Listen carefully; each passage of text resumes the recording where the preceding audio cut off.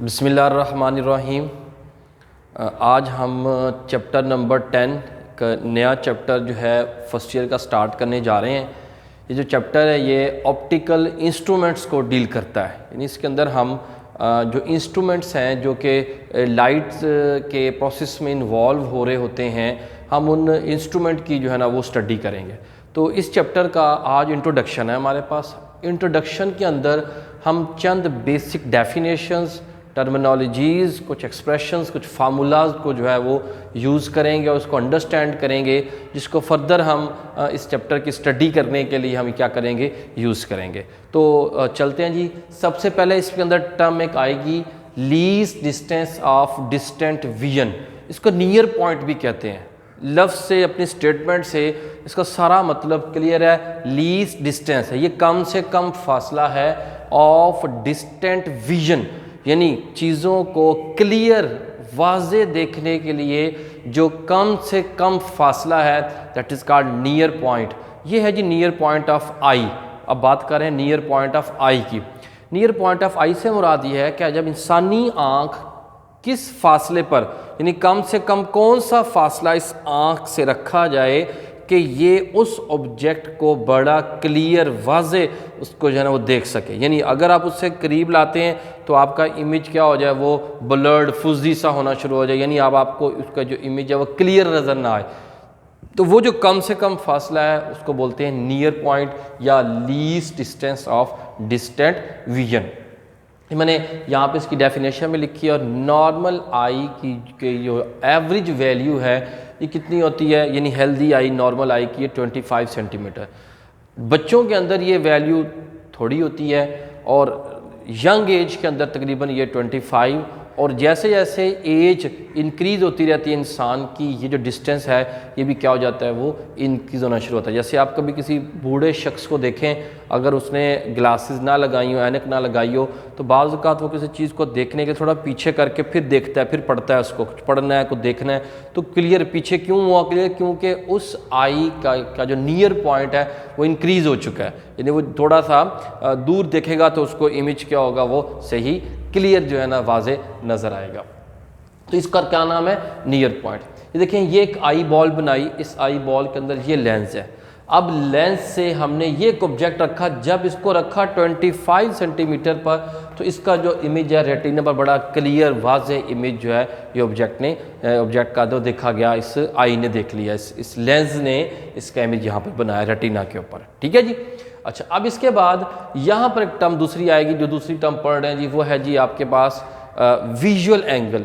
Visual angle से क्या मुराद है, विजुअल एंगल से मुराद ये वाला एंगल जो है, जो यानी आई किसी ऑब्जेक्ट को देखने के लिए जो एंगल बना रही होती है, that is called their visual angle. The angle which an object subtends at the eye. जब कोई ऑब्जेक्ट आँख के ऊपर जो एंगल बना रहा होता है, इस एंगल को क्या बोलते हैं हम, विजुअल एंगल।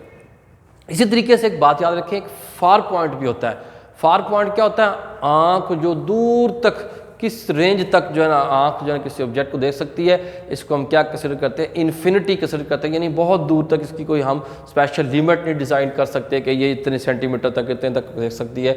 आँख की जो लिमिट जो है ये क्या है, ये इन्फिनिटी, इसको कहते हैं फार पॉइंट।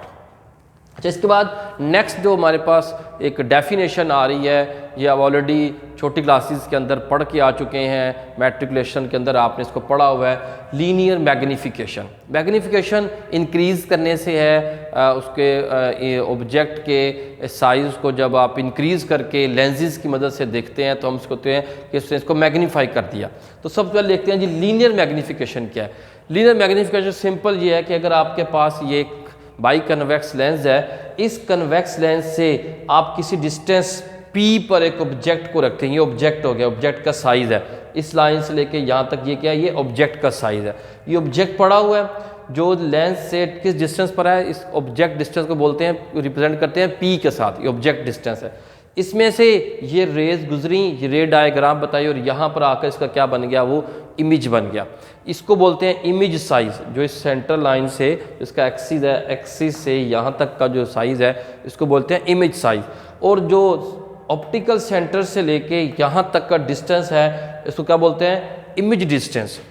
जब आप किसी लेंस से ऑब्जेक्ट रख के उसका इमेज बना रहे होते हैं तो उसके इमेज के डिस्टेंस को ऑब्जेक्ट के डिस्टेंस से डिवाइड कर दें तो ये क्या बताता है आपको, लीनियर मैग्निफिकेशन। यानी it is a ratio between distance from optical centre to the image, जिसको इमेज डिस्टेंस कहते हैं, टू द ऑब्जेक्ट डिस्टेंस, यानी image distance to object distance, इसकी जो रेशियो होगी that is called linear magnification. इसको और तरीके से लिखा जा सकता है, अगर आप साइज ऑफ इमेज को साइज ऑफ ऑब्जेक्ट के साथ डिवाइड कर दें, इसकी रेशियो ले लें तो ये भी क्या होगी, इसी रेशियो के बराबर ही होगी Q/P के। तो फिर जो लीनियर मैग्निफिकेशन है इसका फार्मूला क्या है जी, ये इमेज के साइज को ऑब्जेक्ट के साइज पर डिवाइड कर लें या इमेज के डिस्टेंस को, डिस्टेंस कहाँ से लेना है, ऑप्टिकल सेंटर से, ऑप्टिकल सेंटर से, और कहाँ तक जो आपके पास ऑब्जेक्ट का डिस्टेंस है, इनको डिवाइड कर लें तो ये भी आपके पास क्या आ जाती है, ये लीनियर मैग्निफिकेशन आ जाती है। इसके बाद जो नेक्स्ट है जो आपके पास वो है एंगुलर मैग्निफिकेशन। अब ये एंगुलर मैग्निफिकेशन क्या है, इसको समझें, ये भी रेशो है, बट ये रेशो किसके अंदर है, ये विजुअल एंगल्स के दरमियान रेशो है। इसका मतलब है कि दो एंगल आ रहे हैं, हम उसकी रेशो ले रहे हैं। वो दो एंगल कौन से हैं जी, किसी ऑब्जेक्ट को अगर हम आँख से देख रहे हैं तो वो एक विजुअल एंगल बनाएगा, जैसे ये मैंने समझाया था यहाँ पर, ये आई जो है, आई का लेंस इस ऑब्जेक्ट को क्या कर रहा है, देखने के लिए, क्लियर देखने के लिए एक एंगल बना रहा है जिसका नाम है विजुअल एंगल। जब ये एंगल हम आँख से बना रहे होते हैं, इस एंगल का नाम होता है विजुअल एंगल, जिसको θ0 से 0 से रिप्रेजेंट किया जा रहा है। लेकिन अगर इसी ऑब्जेक्ट को हम क्या करते, किसी लेंस की मदद से, यानी आई के ऊपर लेंस लगाते, लेंस लगाकर इस ऑब्जेक्ट को हम ऑब्जर्व कर रहे हैं, ये ऑब्जेक्ट हमें क्लियर नज़र नहीं आ रहा था, हमने लेंस लगाया, लेंस ने क्या किया, इसको उठाकर least distance of distinct vision पर ले गया, ठीक है। तो इस मतलब है इसका जो ये इमेज बन रहा है, ये जो आपके पास ऐड हुआ, हमने इसको, यानी इसको हमने हेल्प की है, इसको जो हमने एड दी है, उस एड की मदद से इसने जो एंगल बनाया है उस एंगल को लिखते हैं θi। इस मतलब है एक ऑब्जेक्ट ने एंगल बनाया जब आँख को हमने हेल्प आउट किया किसी लेंस की मदद से, यानी उसकी हमने एड दी, उसको एड की मदद से जो एंगल बन रहा है एक वो एंगल है। एक उसी ऑब्जेक्ट को अगर आँख विदाउट एनी एड, यानी नेकेड आई के साथ अगर वो एंगल बनाती, एक वो एंगल जिसका विजुअल एंगल है, दो विजुअल एंगल बन गए।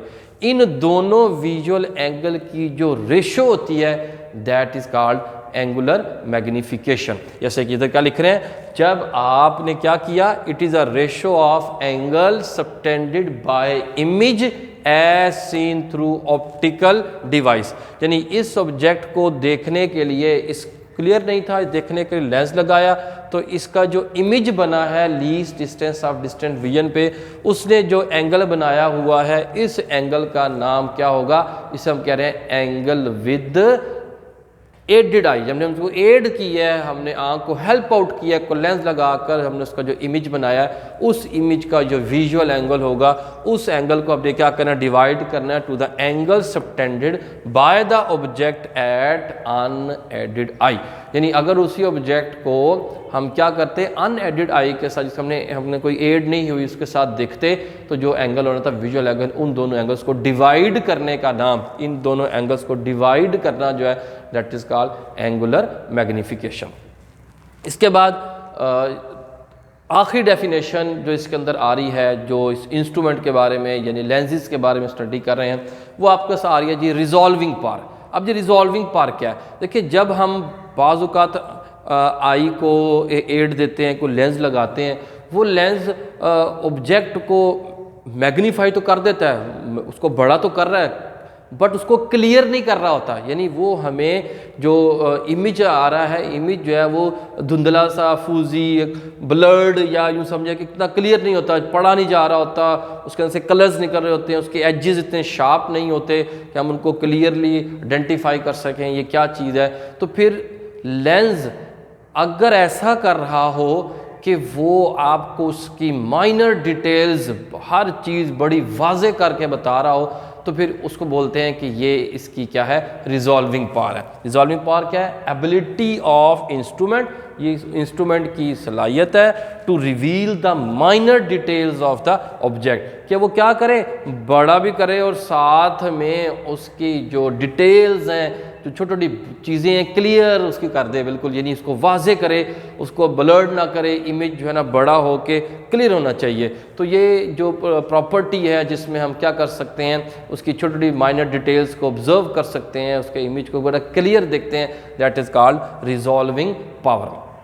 जैसे कि यहाँ पर आपने दो इंस्ट्रूमेंट हैं, उसकी रिजॉल्विंग पावर का फार्मूला आपको बताया गया है, जिसमें से एक बड़ा इंपॉर्टेंट है, आगे भी हम यूज़ करेंगे, वो क्या जी, लेंस। जैसे जब पढ़ते भी आ रहे हैं, लेंस देख रहे हैं, लेंस की जो रिजॉल्विंग पावर है उसका फार्मूला होता है D/1.22 लैम्डा। डी क्या चीज़ है, डी कहते हैं अपर्चर या डायमीटर ऑफ द लेंस। आप एक लेंस यूज़ कर रहे हैं, इस लेंस का जो डायमीटर है, जो पर्चर है, ये डिपेंड करेगा, यानी जितना बड़ा पर्चर रखेंगे समझे उतनी उसकी रिजॉल्विंग पावर क्या है वो ज़्यादा है। और दूसरी चीज़ इसमें आ रही है जी वेवलेंथ। वेवलेंथ क्या चीज़ है, लाइट। वो जो लाइट आप उसमें से गुजार कर आप किसी इमेज को, ऑब्जेक्ट का इमेज बना रहे हैं, वो कौन सी वेवलेंथ यूज़ कर रहे हैं, वो कैसी वेवलेंथ आप यूज़ कर रहे हैं, और वो वेवलेंथ क्या आ रही है, इन्वर्स प्रोपोर्शन आ रही है। इसका मतलब है अगर हम बहुत छोटी वेवलेंथ यूज़ करेंगे तो उतनी उसकी रिजॉल्विंग पावर क्या हो जाएगी, वो ज़्यादा। मतलब हम जो लाइट यूज़ कर रहे होते हैं, या लाइट है, ये 7 कलर्स हैं, इसमें सबसे कम वेवलेंथ किसकी है, ब्लू की। इसका मतलब है हम ब्लू लाइट यूज़ करें और बड़े पर्चर का लेंस यूज़ करें तो हमें ये ज़्यादा माइनर डिटेल्स जो है ना वो दे सकता है, यानी इसकी रिजॉल्विंग पावर क्या है वो ज़्यादा है। दूसरा आपके पास है जी ग्रेटिंग, डायफ्रैक्शन ग्रेटिंग जैसे, या ग्रेटिंग की जो रिजॉल्विंग पावर है वो डिपेंड करती है आप क्या वेवलेंथ, बड़ी वेवलेंथ यूज़ करेंगे तो ये उसके अंदर जो है ना क्या कहते हैं, ज़्यादा डायफ्रैक्शन पैदा करेगा, ज़्यादा उसको बेंड करेगा, ज़्यादा वाजे कर देगा, ज़्यादा क्लियर कर देगा। और दूसरा इसके अंदर चेंज, यानी चेंज इन, आप कितनी चेंज इन वेवलेंथ आप देखना चाहते, जितनी चेंज इन वेवलेंथ ज़्यादा मेजर करके बता रहा है उतनी रिजॉल्विंग पावर कम होगी उसकी। इसलिए बहुत छोटी छोटी डिटेल्स को जितना वो बताएगा, फ़र्क को बताएगा, उतना उसकी रिजॉल्विंग पावर क्या हो जाएगी, वो ज़्यादा हो जाएगी। ये है जी इसके बेसिक्स, जो कि हमने नेक्स्ट टॉपिक 3-4 टॉपिक जो इस चैप्टर के हैं उसमें हमने इन फार्मूलाज को, इन छोटे डेफिनेशंस को यूज़ करना है। तो वहाँ फिर हम बार बार इसको पढ़ने की बजाय इस इंट्रोडक्टरी जो पॉइंट्स हैं या लेक्चर है छोटा सा, इसको जो है ना याद रखेंगे, ताकि फिर हमें आगे जो है ना कैलकुलेशंस करने में, आगे पढ़ने में हमें आसानी होगी। किसी किस्म का क्वेश्चन हो तो कमेंट सेक्शन में ज़रूर पुट करें। Thank you very much.